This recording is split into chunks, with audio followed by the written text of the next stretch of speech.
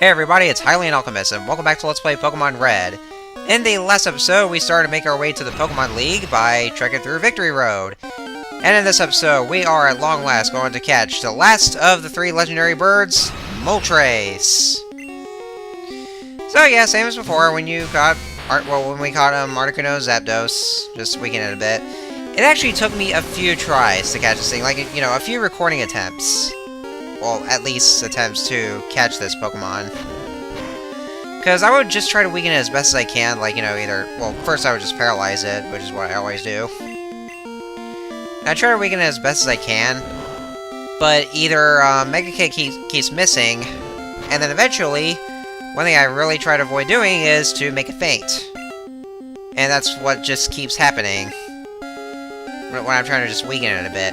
I just wanted to get to the, well, I want to say red zone, but there's not really any color in this game. I mean, you know, full-on color, unlike what we would get in Gen 2.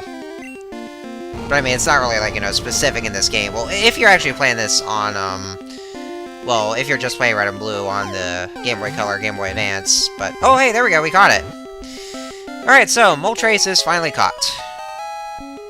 Yeah, let's go ahead and read the Pokédex entry real quick. Moltres, the flame Pokemon, known as a legendary bird of fire. Every flap of its wings creates a dazzling flash of flames. Also, yes, well, I don't really need to say anything else about the sprite because it does look like shit. As in most of the other sprites in this game. Yeah, I know, I've been bashing too much about the sprites in Red and Blue, as everybody else is aware of, even though most of the ones in Japanese Red and Green is even worse, but don't worry, this Let's Play is almost over, so you won't get to hear that anymore. Like, you know, even the next time when we get back into Pokemon, well, once I get to Gen 2, which is, you know, by the way, the next Pokemon game, or the next Let's Play, when we get back into Pokemon, you won't be hearing me bash sprites anymore, since since Yellow, at least, they've already fixed them. But yeah, it did take me a few tries, you know, a few recording attempts just to try and catch Moltres. Just having to reset the game every time because I kept making it fade even though I never really wanted to, and that's what I'm trying to avoid doing when I want to catch Pokemon.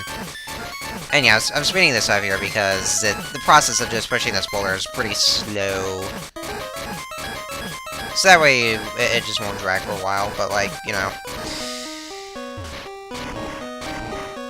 That's just one of the worst things with trying to catch certain Pokemon like legendaries. Just, you really don't want to make it faint. I mean, I at least try to get to the red zone, even though in this game specifically it doesn't exactly show it being in the red zone.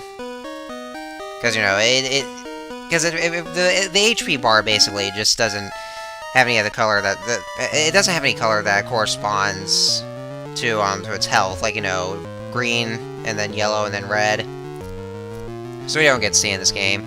I think just in Red and Blue, because, correct me if I'm wrong, I'm pretty sure in Yellow we at least get to see the colors of the HP bar. Well, if you're playing it on either the Game Boy Color or the Game Boy Advance. That's what I think. I don't know. Correct me if I'm wrong. I'm pretty sure that was it. Well, that was what Yellow did.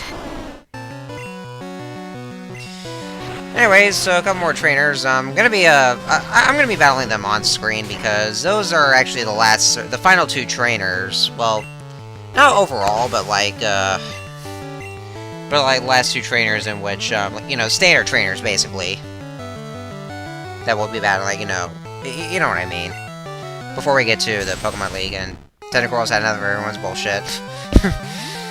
But yeah, the kind of challenges that await us. So I figure I just want to show these off, you know. Well, I mean like in the overworld, like, you know, just basically just not important trainers. You know what I mean? I'll stop talking there. But yeah, a couple Pokemon we haven't seen yet. Good lord, Blastoise! What the hell is the matter with you?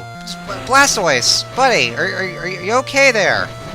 I mean, you're like, you're kind of smirking there, and you're like, I don't know what it is. What the hell you're doing there? I mean, you're just going like... Hmm? That's what you were doing there. Something is up with you, Blastoise. Actually, something's up with whoever. Well, probably Ken Sugimori. But yes, those other Pokemon we haven't encountered. That was a Kingler. I don't think we even encountered its previous evolved form, because its other evolved form was Krabby. Yeah, very genius idea there, Game Freak. Krabby. Game of Krabby Patty. Well, even though this game came out in 1998 and SpongeBob first aired in '99. But yeah, Kingler has a very powerful attack stat. Even though we just battled the other trainer, it's kind of way too late to talk about it now. But you know, I want to talk about it anyway. I mean, that's what there is for post commentary. But like, even though I've never really used Kingler before, it has a very high attack stat, well, physical attack. And it's very well known for using Crab Hammer, even though, up until Gen 4, thanks to the physical special split, it would have been, like, it would have gotten a lot better, since it would later be a physical move. But since physical or special moves are just based on type, then since Crab Hammer is a water-type move, and therefore a special move, then, yeah, not too well for Kingler.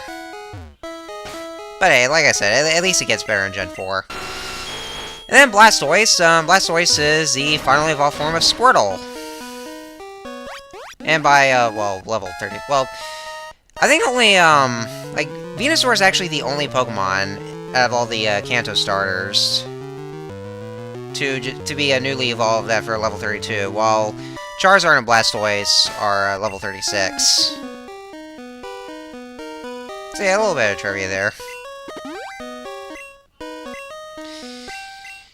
Anyways, so yeah, looks like we're almost done with Victory Road, just another, boulder pushing puzzle here.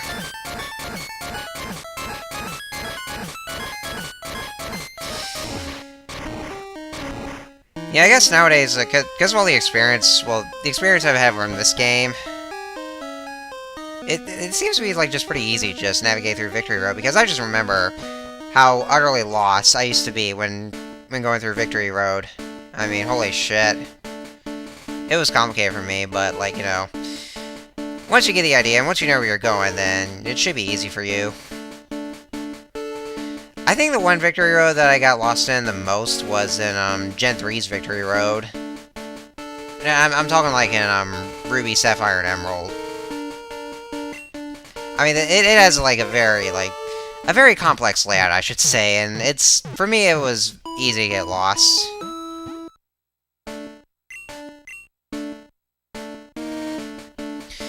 Sorry for that little bit of silence there. I was coughing a bit, so I had to cut that off. So, sorry if you didn't hear it. Allergies are starting to kick in. I'm starting to get, starting to feel just a little bit sick. Not too sick, thankfully, but, like, just a little bit. Feels like I'm starting to lose my voice, but...